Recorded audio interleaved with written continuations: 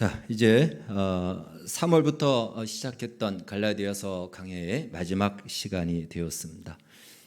지난해에 코로나 팬데믹이 한창 기승을 부릴 때에 이제 예배에 대해서도 많은 제재가 있었죠. 그래서 제 나름대로 신앙의 큰 위기의 시기가 왔구나라고 여겨서 그때 가장 중요한 것이 무엇일까 해서 복음에 대해서 설교를 해야 되겠다. 그래서 로마서를 살펴봤습니다. 왜 그러냐면 우리가 정말 위기의 때에 정말 놓치지 말아야 되고 붙잡아야 될 것이 복음이기 때문에 그렇습니다. 그래서 복음에 대해서 로마서 강해를 올해 초까지 마쳤는데, 그런데 이 복음이 우리의 삶에서 나타나고 적용될 때 어떤 부딪힘과 반대와 또 장애가 있는지, 이 복음과 반대되는 것이 무엇인지를 우리가 우리의 삶 속에서 살펴봐야 되기 때문에 이 복음과 연결되어 있는 가장 비슷하게 쓰여져 있는 갈라디아서는 바로 그 교회의 이 복음의 문제가 어떤 반대에 부딪혔고 갈등을 일으킨 것에 대해서 사실 논한 것이기 때문에, 그래서 갈라디아서를 추가적으로 더 살펴보면서 이제 이 복음에 대해서 우리가 분명하게 부여잡아야 되겠다, 이런 마음으로 갈라디아서를 하게 되었습니다. 이것은 이제 앞으로 우리 이 팬데믹이 또 어느 때 일어날지 모르고, 또 혹은 어쩌면 성경이 말씀하고 있는 대로 마지막 시대에 그리스도인들이 핍박과 탄압을 받을 수 있을 터인데, 그러할 때라도 우리가 놓치지 말아야 될 것, 반드시 붙잡고 끝까지 가야 될 것, 그리고 그것만 있으면 능히 갈 수 있는 것, 그것이 바로 복음인 것입니다. 그래서 이 복음에 대해서 우리가 더 깊이 있게 뿌리를 내려야 될 것입니다. 그리고 이 복음이 우리 가운데 나타나는데 어떠한 장애가 있는지 이제 갈라디아서를 우리가 그동안 살펴보면서 확인할 수 있었던 것입니다. 로마서의 큰 주제는 복음이고요, 갈라디아서의 큰 주제는 자유입니다. 그런데 이것은 불가분의 관계입니다. 자유는 복음 안에서만 주어지기 때문에 그렇습니다. 복음이 아니고서는 자유가 주어지지 않기 때문에 마치 이 복음은 뿌리라면 자유는 그 뿌리에서 나온 열매와도 같은 것이죠. 그래서 갈라디아서는 복음을 우리의 삶 속에 적용할 때 나타나는 그 문제점, 그 갈등들, 부딪힘, 그 속에서 어떻게 그 복음을 표현해내느냐, 자유를 발휘하느냐라는 그런 내용을 다루고 있는 것입니다. 그래서 오늘은 마지막 시간이다 보니까 갈라디아서를 전체적으로 이제 요약하여 한번 정리하고 마지막 결론에 대해서 살펴보도록 하겠습니다. 갈라디아서는 우리가 그동안 살펴봤듯이 두 세계를 대비하여서 설명해 주고 있죠. 그래서 우리에게 이해를 참 잘 시켜줍니다. 무엇이 복음이고 무엇이 복음이 아닌 것인지를 아주 선명하게 보여주고, 무엇이 자유고 무엇이 자유가 아닌지를 아주 대비하여서 우리에게 알려주고 있습니다. 육체를 따라 난 자와 약속을 따라 난 자, 분명히 다르죠. 율법의 썩어짐의 종노릇하는 것과 성령을 따라 행하는 것. 그래서 이것은 서로 대척점에 있다는 것이에요. 그냥 같이 대척점에 있기 때문에 이 두 세계는 말 그대로 절대로 만날 수가 없는 것입니다. 골로새서 1장 13절에 보면은 우리의 구원을 이렇게 묘사하고 있습니다. 그가 우리를 흑암의 권세에서 건져내사 그의 사랑의 아들의 나라로 옮기셨으니, 다른 말로 흑암의 통치 아래 있던 우리를 사랑의 아들의 나라로 옮겨진 것, 이것이 구원이에요. 이것이 복음 안에 있는 것입니다. 그러니까 흑암의 권세와 사랑의 아들의 나라, 하나님의 나라는 이것은 두 나라예요. 두 세상입니다. 결코 하나가 될 수 없고 만날 수도 없다라는 것입니다. 그래서 우리는 이제 하나님의 통치 아래 하나님의 나라의 백성이 되었다라는 것입니다. 쉽게 말해 우리가 구원받았다라는 것은 우리에게 있어서 나라가 바뀌었다라는 것입니다. 새로운 세상이 열린 것입니다. 고려 시대가 막을 내리고 조선이라는 새로운 세상이 열린 것처럼 흑암의 나라가 막을 내리고 이제 하나님의 생명의 나라가 우리에게 막이 오른 것입니다. 그래서 나라가 바뀌었기 때문에, 나라가 바뀌면 무엇이 바뀌죠? 통치 이념도 바뀌고요, 통치의 기준도 바뀌고요, 그 다음에 가치도 바뀌고요, 목적도 바뀝니다. 고려 시대는 불교가 중요한 가치였다면 조선 시대는 성약 유교였어요. 나라가 바뀐 겁니다. 그러면 중요한 가치와 기준도 달라지는 것이죠. 흑암의 나라에 있을 때와 하나님 나라에 왔을 때 그 모든 것이 다 바뀌었다라는 거예요. 근데 바뀌었는데 불구하고 우리는 바뀌어진 세상을 바뀌었다라고 인식하지 못하는 것이, 그것이 이 그리스도인들이 참으로 약점이고, 또한 세상은 그것을 가지고 우리를 속이고 있는 것입니다.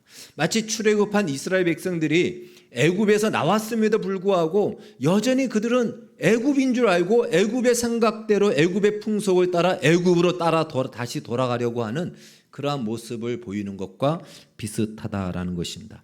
갈라디아 교회도 마찬가지였습니다. 그들은 처음에는 복음을 받았고 믿음으로 복음의 반응을 제대로 했습니다.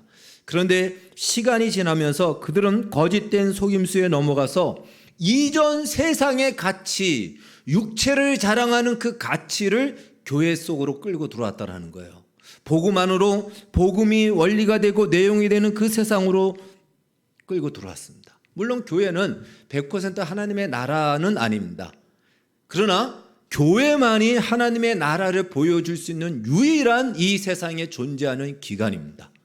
세상은 교회를 통해서만 하나님의 나라를 볼 수 있고 하나님 나라가 어떠한지, 어떠한 내용인지를 알 수 있지, 교회를 아니고서는 어디서도 하나님의 나라를 볼 수가 없어요. 하나님의 통치를 볼 수가 없습니다.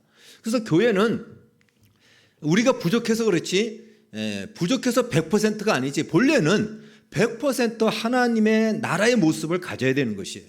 근데 우리의 연약함 때문에 그것이 다 이루어지지 않는 부분이 있는 것이죠. 그런 한계를 가지고 있습니다. 다른 말로 교회의 모든 원리와 내용과 가치는 전부 다 하나님 나라의 것, 그것을 성경에 묘사했기 때문에 성경에 근거한 조직을 만들고 가치를 설정하고 방식을 정하고 하는 것입니다. 그런데 여기에 세상의 것을 가져 들어왔다라는 거예요. 그래서는 안 된다는 것이에요. 그것이 갈라디아 교회의 문제가 된 것입니다. 바로 세상의 것이란 여러 가지 우리가 지금까지 살펴봤듯이 육체를 자랑하는 것입니다. 세상의 가치입니다. 세상에서 인정받고 세상에서 높이 평가하고 세상에서 좋다라고 여겨지는 것들, 그것을 그대로 교회 안에 가져 들어왔다는 것이죠. 그것이 갈라디아 교회의 큰 문제였다라는 것입니다. 자, 그래서 우리가 사는 이 세상에는 두 나라가 있습니다. 하나는 사탄이 통치하는 세상 나라입니다. 그리고 또 하나는 하나님이 통치하는 하나님의 나라인 것입니다. 그리고 이 두 나라는 대책점에 있기 때문에 절대로 만날 수가 없다라는 거예요. 절대로 0.1%의 그 공집합도 없습니다. 오늘 갈라디아서 6장 14절을 보면은 그리스도로 말미암아 세상이 나를 대하여 십자가에 못 박히고 내가 또한 세상에 대하여 그러하니라 라는 말씀처럼 이쪽의 나라는 반대되는 나라에 대해서 죽었기 때문에 전혀 상관이 없다라는 거예요. 건너올 수도 없고 건너갈 수도 없습니다. 이 두 나라는 분명히 나눠져 있지, 그 중에 어떤 부분은 합하고 어떤 부분은 같이 섞일 수 있는 것이 있다? 없다라는 것이에요. 전혀 없다라는 것입니다. 세상에서 가치 있다라고 얘기하는 것이 하나님 나라에서는 조금의 가치도 없다라는 것이에요. 우리가 그걸 알아야 됩니다. 오래전에 이런 유머가 있었습니다. 아마 제가 한 것으로 기억나는데요. 예수를 믿던 어떤 부자가 죽어서 천국에 가게 되었습니다. 이 사람이 정말 열심히 살아서 금덩어리를 많이 모아놨습니다. 그래서 자기를 데리러 온 천사에게 이 금덩어리 좀 꼭 좀 가져가게끔 해달라. 그래서 천사가 그 가져가 봐야 별로 소용이 없을 텐데요 라고 얘기해도 꼭 좀 가져가게 해달라 그래서 이 천사가 허락을 합니다. 결국 이 부자는 이제 낑낑거리며 그 무거운 금덩어리를 가지고 천국까지 이르렀습니다.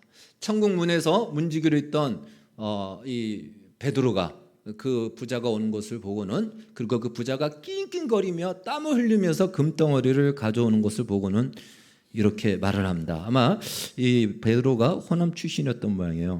아야 뭐하라 천국 아스팔트 재료를 낑낑거리며 가지고 오는가? 이렇게 얘기를 하더랍니다. 지금 무슨 말입니까? 이 세상에서는 가장 최고의 가치인 금이지만, 그래서 이 부자는 그거 딴 것이 아니고 예수님께 드리려고 가져온 거예요. 자기에게는 가장 소중하니까 그걸 가지고 낑낑거리고 왔는데, 천국에서는 우리의 발에 밟히는 발바닥에 잡히는 아스팔트 재료에 불과하다라는 것입니다. 그만큼 그 가치는, 세상과 하나님 나라의 가치는 다르다라는 것이에요. 세상에서 가장 가치 있다라고 여겨지는 것들, 그런 것들이 하나님 나라에서는 아무런 소용이 없는 그 발판이 되어 무엇을 이루어낼 수는 있지만 그게 그대로 이 세상 나라의 가치가 하나님 나라의 가치가 될 수 없다라는 것입니다. 자, 복음의 은혜를 받은 사람은요, 비록 이 몸은 이 세상 속에 살아가고 있습니다. 그렇죠. 우리 모두가 이 세상 속에서 살아갑니다. 그러나 실제로 우리는 하나님의 통치가 시행되고 있는 하나님 나라 안에 살고 있다는 것을 먼저 인식하고 그것을 기억해야 됩니다. 그럼에도 불구하고 우리가 그렇게 생각하지 못하는 이유가 있습니다. 이것이 이제 우리의 삶에서 나오는 갈등이죠. 왜 그런가 하면 우리 눈에 보이고 손에 만져지는 이 세상은 이전에 가지고 있던 이전의 세상 나라의 왕이라고 얘기했던 사단의 통치 아래 너무 오랫동안 있다 보니까 우리는 이 세상이 사단의 나라로 생각하고 있다는 거예요. 사단의 통치와 권세 아래 너무나도 오랫동안 점령되어 있다 보니까 이 세상의 것이 다 사단의 것이구나 라고 우리는 그렇게 생각합니다. 그러다 보니까 우리가 사는 세상을 우리는 그곳에서 하나님의 나라를 펼쳐 보여야 되는데 세상 나라, 세상을 자꾸만 우리는 거부하게 되고 그리고 이 세상은 사단의 것이야 라고 우리는 자꾸만 그런 무언의 인식 속에 그렇게 인정하고 있다는 것이죠. 그러나 그것은 우리가 속고 있는 것이다라는 것입니다. 본래 세상은 하나님의 것이었습니다. 아담에게 이 세상을 준 것이죠. 그런데 아담이 죄를 지음으로 말미암아 그 소유권을 사단에게 빼앗긴 것이에요. 예수님께서 다시 그 소유권을 찾아오신 거예요. 예수를 믿는 우리에게 그 소유권을 주신 것입니다. 그런데 너무 오랫동안 이 세상이 사단의 통치 아래 있다 보니까 우리는 그 두 가지를 하나로 보는 거예요. 세상과 사단의 통치를 각각으로 보지 않고 하나로 보고 있다는 것입니다. 그리고 성경에서도 세상이라는 말을 부정적으로 쓰다 보니까 이 세상 자체가 아예 사단의 나라구나 이렇게 생각하는데 성경에서 말하는 세상은 보여지는 이 현상을 말하는 것이 아니고 이 세상을 통치하는 사단의 통치를 말하는 것입니다. 그러니까 그것은 이 세상을 점령하여 점령군으로 있는 것이에요. 그건 사단의 것이 아닙니다. 그래도 우리가 거기서 속고 있는 거죠. 마치 이와도 같죠. 여러분 노예 해방이 이루어진 시대에 노예 해방이 이루어졌습니다. 이제 내가 노예였다가 자유인이 됐습니다. 그렇다고 하여 세상은 분명히 바뀌었는데 내 눈에 보이는 현실은 바뀌지 않았습니다. 주인 그대로 있고요. 내가 일하던 밭 땅콩밭 그대로 있습니다. 바뀌지 않았어요. 분명히 세상은 바뀌었는데 현실은 바뀌지 않았다는 거예요. 그러나 무엇이 바뀌었죠? 그전은 내가 노예로 무보수로 저 땅콩밭에서 일을 했다면 이제부터는 내가 저 땅콩밭에서 일을 하면 보수를 받는다라는 겁니다. 바뀐 겁니다. 다른 말로 이 세상은 세상 이코로 사단이 아니라는 거예요. 세상은 본래 하나님의 사람 아담이 하나님의 열매를 이 땅 가운데 펼쳐내야 되는데 사단에게 빼앗긴 것이죠. 다시 찾아왔다면 이제 우리가 하나님의 통치로 말미암아 결과되어지는 생명과 평강과 기쁨의 충만함을 오늘 성경에 나와 있는 갈라디아서 성경으로 얘기한다면 성령의 열매를 이 세상 가운데 펼쳐낼 기회의 현장인 것입니다. 그동안 세상이 사단의 통치 아래 있음으로 말미암아 이 세상에 나타난 결과는 무엇이죠? 그것이 갈라디아서에서 5장에서 말하고 있는 육체의 열매, 육체의 일인 것입니다. 성경은 뭐라고 얘기합니까? 그 육체의 일을 어떤 것으로 얘기하죠? 음행을 얘기하고요. 또 그 외에 다른 모든 더러운 것과 그리고 분냄과 당 짓는 것과 원수 맺는 것과 우상 숭배와 술 취함과 방탕과 이단과 투기와 자기 자랑과 이런 것들이 바로 세상을 점령했던 사단의 통치 아래에서 살아가던 사람들이 열매 맺었던 결과라는 것입니다. 그러면 사단의 통치 아래 있는 사람은 이것 밖에는 맺을 수 없습니다.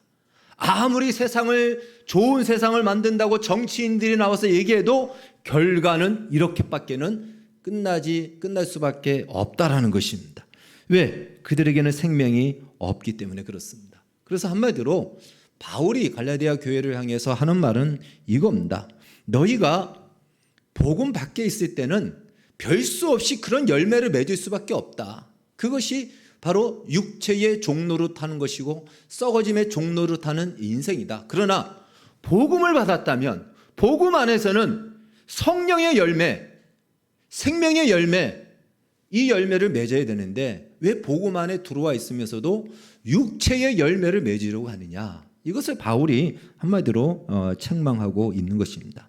그리고 이것은 오늘날 우리에게도 쉽게 일어나는 문제입니다. 그렇다면 우리가 복음을 받았음에도 불구하고 왜 세상이 하라고 하는 세상의 통치를 여전히 따라가려고 할까요? 바로 금방 말씀드린 것처럼 이 세상이 사단의 전유물로 우리가 착각하고 있기 때문에 그렇습니다. 그래서 우리의 먼저 인식은 이것을 바꿔야 됩니다. 세상은 사단의 전유물이 아니다. 이제 세상은 새로운 세상이 됐다. 그것을 성경은 고린도후서 5장 17절에 우리에게 새로운 피조물이다. 오늘 갈라디아서 6장에 새로 지으심을 받은 자다. 이렇게 얘기를 하는 겁니다. 그래서 새로운 세상이 된 거예요. 이제 육체의 열매를 이 세상에 만들어내는 것이 아니고 성령을 따라 행함으로 성령의 열매를 이 세상에 펼쳐내야 되는 것입니다. 그것이 결과되어야 되고 그것을 만들어내는 천장이 이 세상이라는 것이에요. 그리고 이것을 만들 수 있는 사람은 누구만이 만들 수 있냐? 자유를 가진 자, 성령을 따라 행해야 되는데 성령을 따라 행하는 자는 자유를 가진 자만이 성령을 따라 행할 수 있습니다. 그것이 오늘 16절에 무릇 이 규례를 따라 행하는 자다라고 하는 것입니다. 이 규례라는 것은 이 복음의 규례를 따라 행하는 것, 다른 말로 성령을 따라 행하는 자를 말하는 것입니다. 그에게는 하나님의 평강과 긍휼이 있을 것이다 라고 약속하고 있는 것이죠. 그래서 이제 우리는 이 세상이 더 이상 사단의 전유물이 아니다. 사단의 것이 아니다. 이 세상은 하나님이 우리를 통해서 맺고 싶은 그 향기나는 열매를, 생명의 열매를, 거룩의 열매를, 성령의 열매를 맺게 하시는 현장이다. 그 씨를 뿌리고 그 열매를 거두는 기회로 주신 것이다. 이렇게 세상에 대한 이해가 먼저 달라져야 된다는 것입니다. 자, 그럼에도 불구하고 우리가 세상에서 살던 대로 사는 두 번째 이유는요, 바로 우리는 하나님의 통치에 대해 사실은 관심이 없던가, 혹은 그러다 보니까 하나님의 통치에 대해서 잘 모르는, 무지하던가, 혹은 그렇게 살고 싶어 하지 않기 때문에 그렇습니다. 여러분, 만약 어떤 사람이 이민을 갔다고 생각해 보십시오. 이민을 왔습니다. 어떤 사람이, 여러분이 이제 만약에 어디 살고 있는데 그 이민을 가면은 그 나라의 법을 알아야 돼요. 분명히 우리나라의 법과 다르거든요. 저희도 이제 사이판에 가서 사역을 하면서 거기에 맞는 기준을 따라서 살아야 되는 겁니다. 저도 처음에 잘 모르고 이 카시트를 제대로 이렇게 아이를 넣지 않았다가 벌써 한 20년 전에 아이들을 카시트에 제대로 이렇게 앉히지 않으면 미국은 굉장히 법률이 있습니다. 벌금이. 그곳에서 무면허는 오히려 30불인가의 벌금인데 카시트에 아이를 앉히지 않은 것은 250불의 벌금이에요. 그렇게 물린 적도 있습니다. 그런데 이런 것들을 알아야 되는 거예요. 운전면허증은 어떻게 따야 되는지 그 나라의 법과 기준을 살펴봐서 그것을 따라가야 그 나라에서 이민 온 목적대로 혜택을 누리고 그 목적을 이루는 것입니다.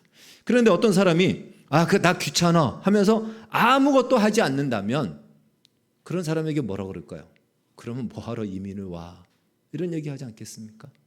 여러분, 우리가 하나님 나라로 옮겨졌다라는 거예요. 골로새서 1장 13절은 흑암의 권세에서 사랑의 아들의 나라로 옮기셨으니, 옮겨왔어요. 이민 온 겁니다. 쉽게 말해서. 그러면 우리는 이 하나님 나라의 통치, 이 하나님 나라의 가치, 하나님 나라의 법, 하나님 나라에서 무엇이 소중한지를 공부하고 연구하고 살펴봐서 이 나라에 걸맞는 인생과 삶을 살아야 된다는 것입니다. 그런데 이것에 대해서 관심도 없고 이것에 대해서 내가 나는 이렇게 살고 싶지 않아 그러면은 그것이 바울이 오늘 이야기하는 거예요. 그러면 복음 안에서 너희를 구원한 그 복음이 하나님의 은혜가 헛된 것이냐? 고린도전서 6장에서 그걸 얘기합니다. 고린도서 6장에서 너희의 주신 은혜가 헛되게 하지 마라, 이런 말을 합니다. 그럴 것 같으면 왜 이민을 와? 라는 말이 나온다라는 것입니다. 물론 하나님은 그렇게 내버려 두지 않습니다. 데리고 오고 나서 알아서 살을 하지 않고 그 하나님이 주신 부유한 하나님의 나라의 부유함을 누릴 수 있도록 하나님께서는 이끌어 가시고 훈련시키시고 만들어 가십니다. 따라서 우리는 이 하나님의 나라의 법을 알고 하나님 나라의 가치를 알고 목적을 알고 그 나라의 법에 익숙하도록 우리는 노력하고 애써야 됩니다. 그것은요, 누구만이 할 수 있냐면 자유를 가진 자만이 할 수 있는 거예요. 성령을 따라 행할 수 있는 자만이 그 나라의 법을 따라 살고 그 나라의 가치를 누리며 사는 것입니다. 그리고 그 성령을 따라 행할 수 있는 자는 바로 그리스도로 말미암아 자유를 얻은 자만이 할 수 있는 것이다. 그러니 이 자유를 썩히지 말고 이 자유를 발휘하라라는 것이 갈라디아서입니다. 다시 한번 우리가 고린도후서 5장 14절에서 15절 말씀, 지난주에 한번 살펴봤는데 읽어보도록 하겠습니다. 시작. 그리스도의 사랑이 우리를 강권하시는도다. 우리가 생각하건대 한 사람이 모든 사람을 대신하여 죽었은즉 모든 사람이 죽은 것이라. 그가 모든 사람을 대신하여 죽으심은 살아있는 자들로 하여금 다시는 그들 자신을 위하여 살지 않고 오직 그들을 대신하여 죽었다가 다시 살아나신 이를 위하여 살게 하려 함이라. 이것이 하나님 나라의 큰 원칙입니다. 하나님 나라의 큰 가치요 비밀입니다. 다시는 나를 위해서 사는 것은 이 세상 나라예요. 이 세상 사단은 너를 위해서 살라라고 얘기합니다. 나라가 바뀌었습니다. 그러면 이제는 새로운 나라의 법을 따라서 그 가치를 따라서 살아야 되는데 그 나라의 가치와 그 나라의 룰이 무엇이냐? 고린도후서 5장 15절에서 말씀하고 있는 것이죠. 이것이야말로 생명을 부욕해 누리는 삶이 되는 것입니다.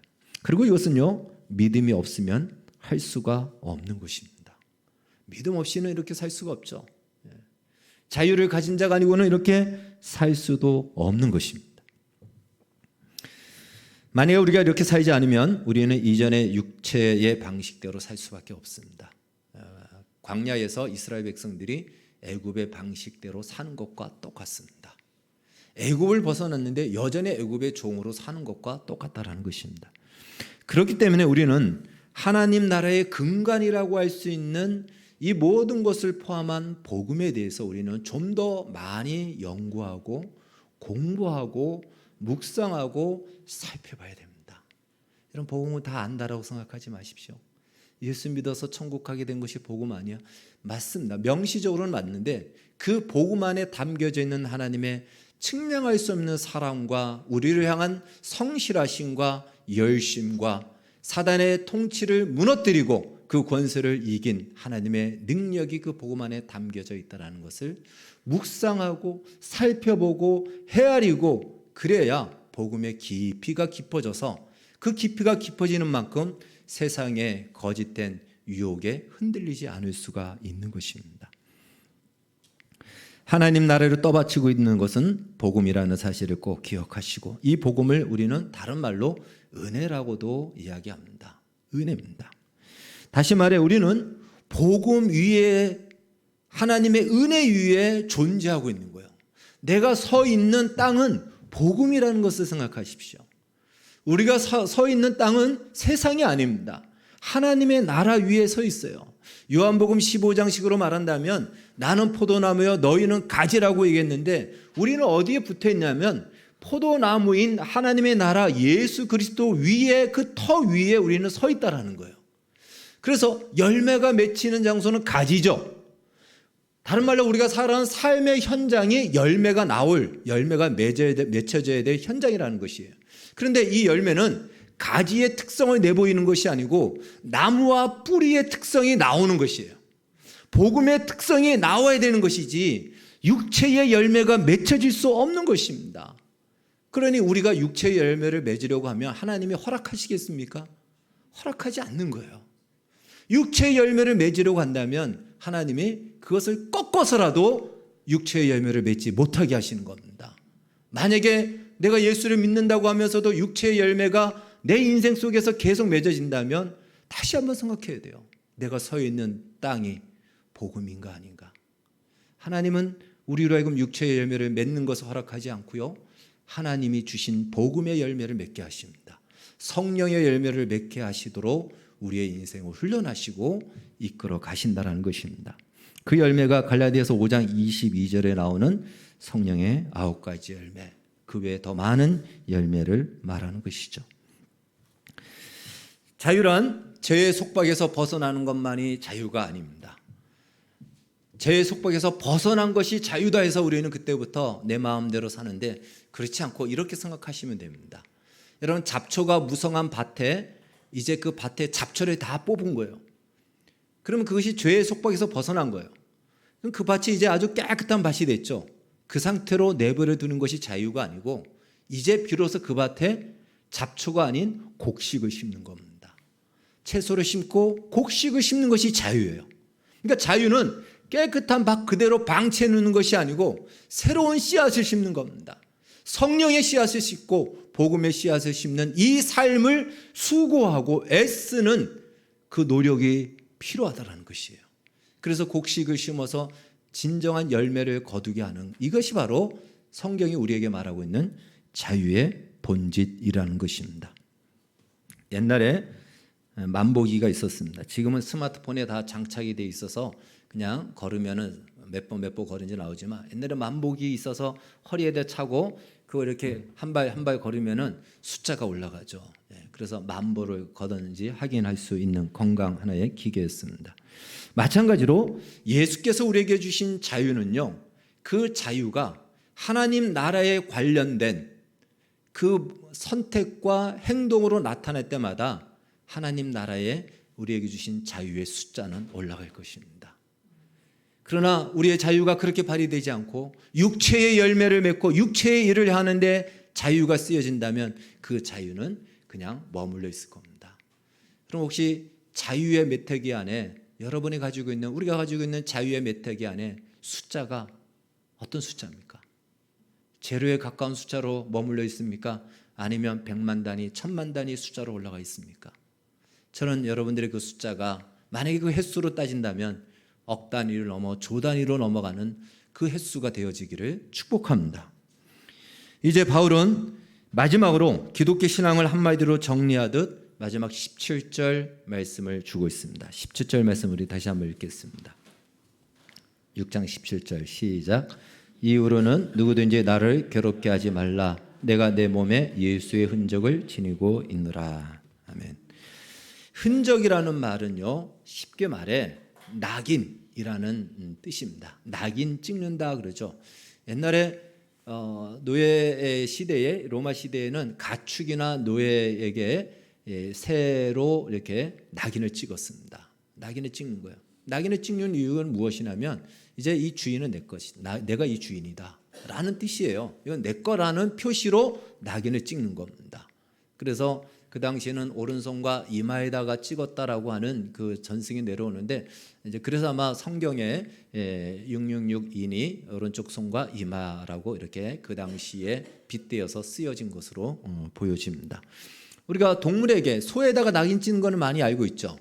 소에다 낙인을 찍습니다. 그러니까 낙인은 뭘 얘기하냐면 그 존재의 정체성을 얘기하는 거예요.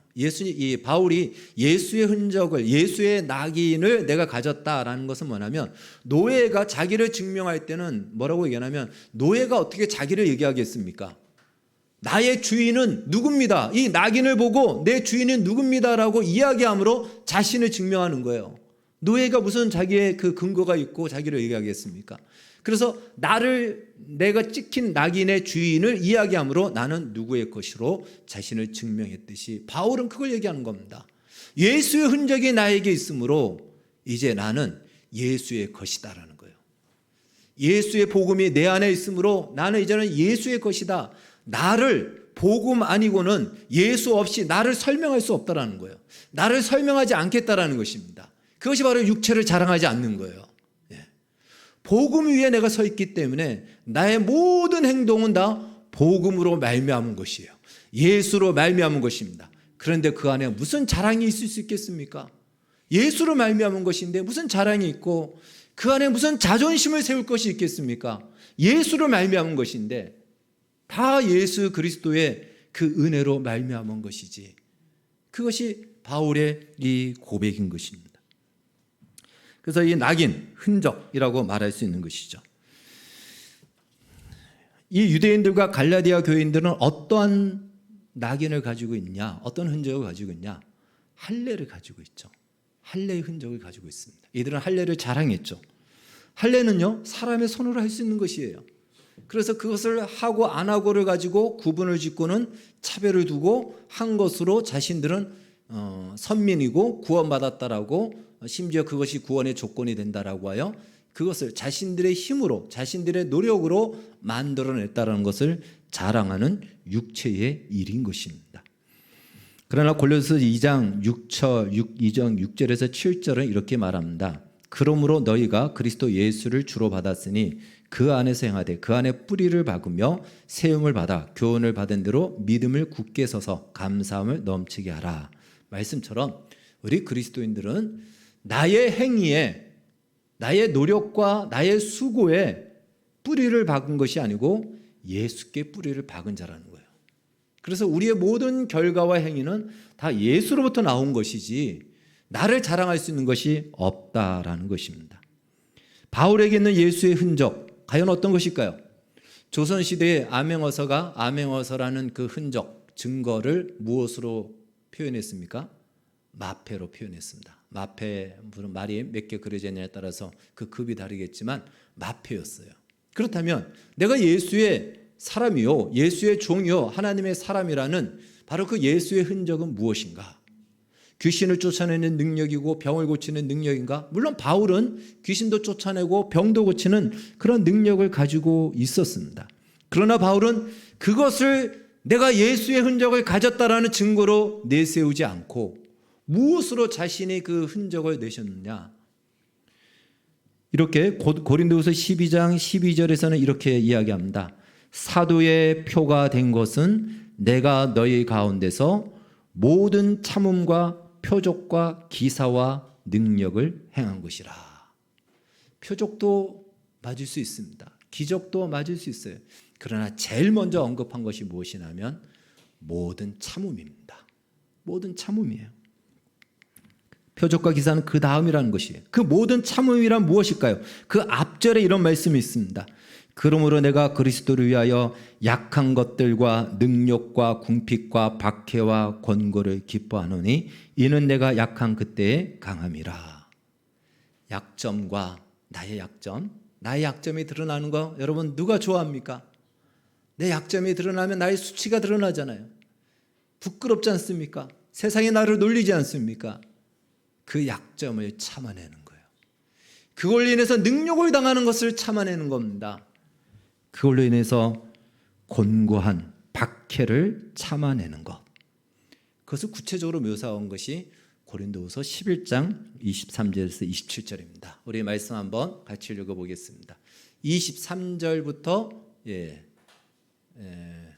자, 한번 같이 읽겠습니다. 시작. 그들이 그리스도의 일꾼이냐 정신없는 말을 하거니와 나는 더욱 그러하도다. 내가 수고를 넘치도록 하고 옥에 갇히기도 더 많이 하고 매도 수없이 맞고 여러 번 죽을 뻔하였으니 유대인들에게 40에서 하나 감한매를 5번 맞았으며 3번 태장으로 맞고 1번 돌로 맞고 3번 파선하고 일주야를 깊은 바다에서 지냈으며 여러 번 여행하면서 강의 위험과 강도의 위험과 동족의 위험과 이방인의 위험과 신의 위험과 광야의 위험과 바다의 위험과 거짓 형제 중에 위험을 당하고 또 수고하며 애쓰고 여러 번 자지 못하고 주르며 목마르고 여러 번 굶고 춥고 헐벗었노라.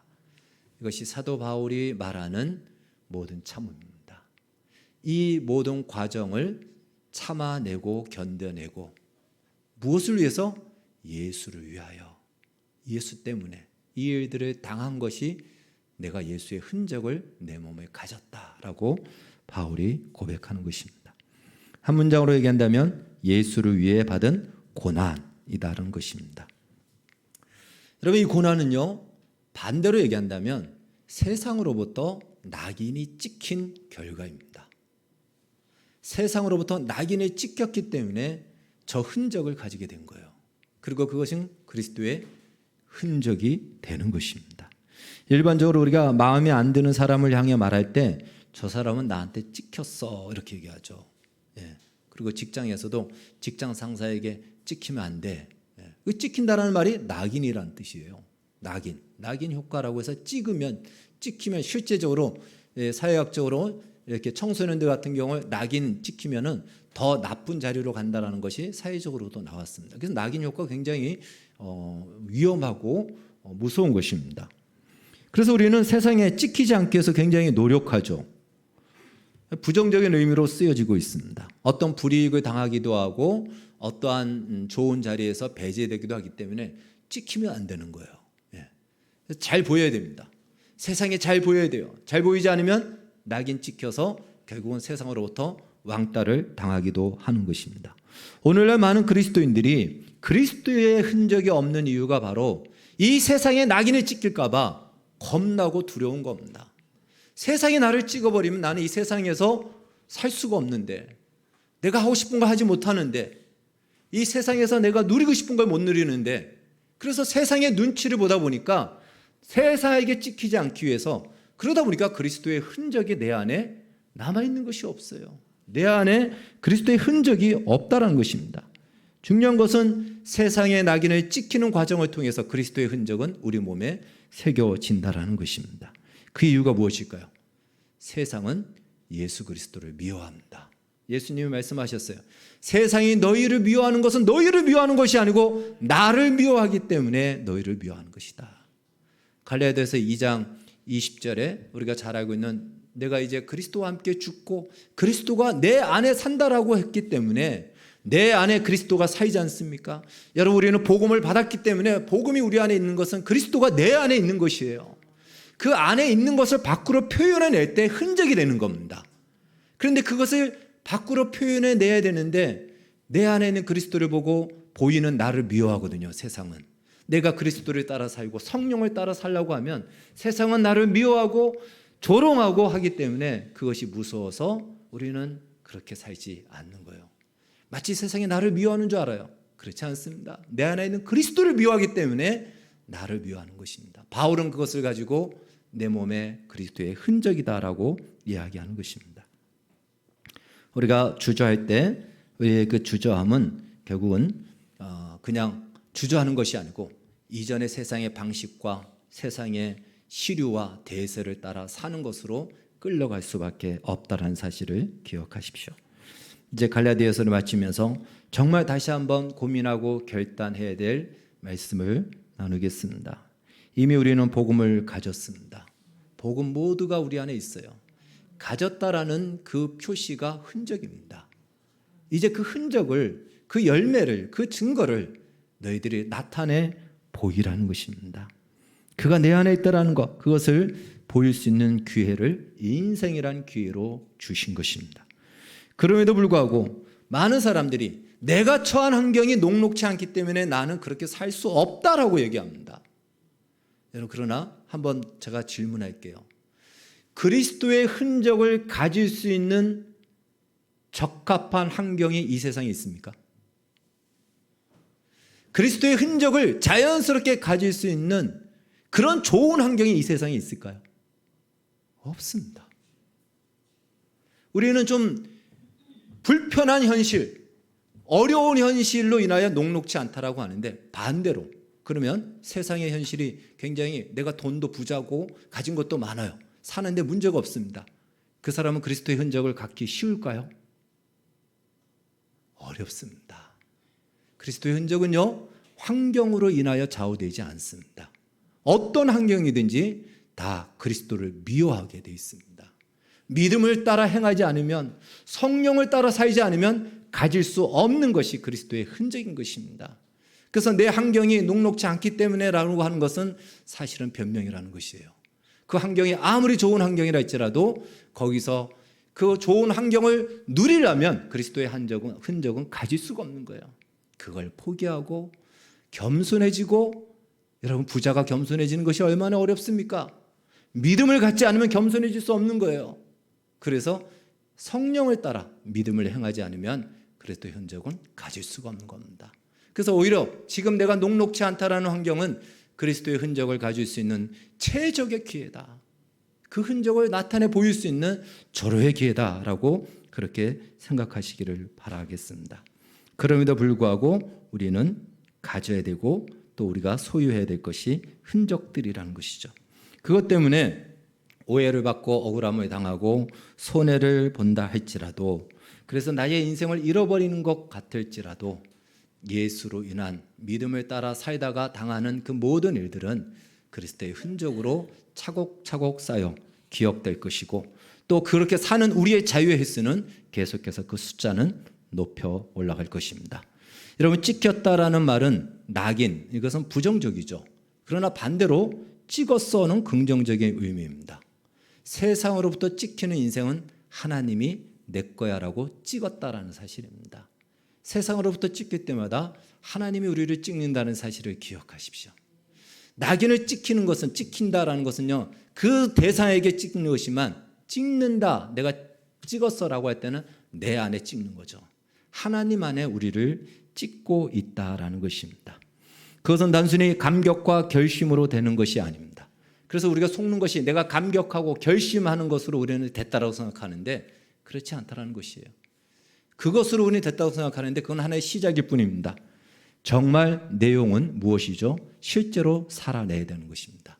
참아내는 것입니다. 그 참아내는 정점은 무엇인가? 억울함이 없는 것입니다. 여러분, 우리가 살아가면서 겪는 것이 뭐죠? 내가 왜 그런 억울함을 당해야 돼? 내가 왜 그런 수모를 당해야 돼? 내가 왜 자존심을 상해야 되고, 내가 왜 수고를 해야 되고, 나는 왜 이런 인생을 살아야 돼? 이 억울함에서 벗어나지를 못해요. 우리의 인생은 전부 다 이 억울함 때문에 그 안에 다 원망이 있고 불평이 있고 넉넉함이 없는 것입니다. 누구나 그럴 거예요. 다. 그런데 바로 그것을 당연해라고 받을 수 있는 사람, 그것을 통해서 하나님이 나를 변화시키고 그것을 감당함으로 상대를 살리셨구나라는 것을 알게 되는 자리, 그 자리가 이제 성숙한 자리요, 성령의 열매를 맺는 자리요, 그리스도의 흔적으로 충만한 자리인 것입니다. 여러분, 그렇게 산 삶을 원망하지 마십시오. 예수님보다 억울한 사람 없을 겁니다. 바울의 이 억울함, 우리가 바울처럼 그것은 아니고요, 복음이 우리를 그리로 넉넉히 끌고 갈 수 있다는 것이에요. 근데 우리는 그것을 못 견뎌하는데 바로 그렇기 때문에 복음을 묵상해야 되고 복음을 알아야 되고 세상 그 무엇과도 바꿀 수 없는 가치가 있는 것입니다. 그래서 하나님에 대해서 우리는 더 많이 알아야 되고 하나님의 은혜를 구하는 자리에 나와야 됩니다. 이것을 거부한다면 우리는 복음의 풍성한 열매를 우리의 인생을 통해서 맛보지 못할 것입니다. 그 향기를 바라지 못할 것입니다.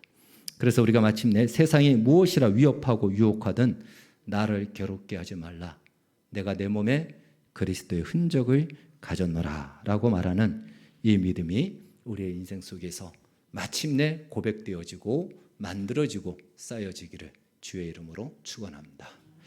기도하겠습니다. 주님, 감사합니다. 갈라디아서를 통해서 하나님, 우리가 믿음과 복음을 가지고 사는 것이 결코 쉽지 않은 것을 확인하게 됩니다. 그럼에도 불구하고 복음 안에서 넉넉히 그 자리에 이룰 수 있음을 우리에게 알려주셨사오니 우리의 인생도 바울의 이 위대한 고백의 자리에 서게 하여 주시고 이를 감당할 수 있도록 복음을 더 많이 알고 또 충만한 은혜 가운데 살아가게 하여 주시옵소서. 예수님의 이름으로 기도하옵나이다. 아멘.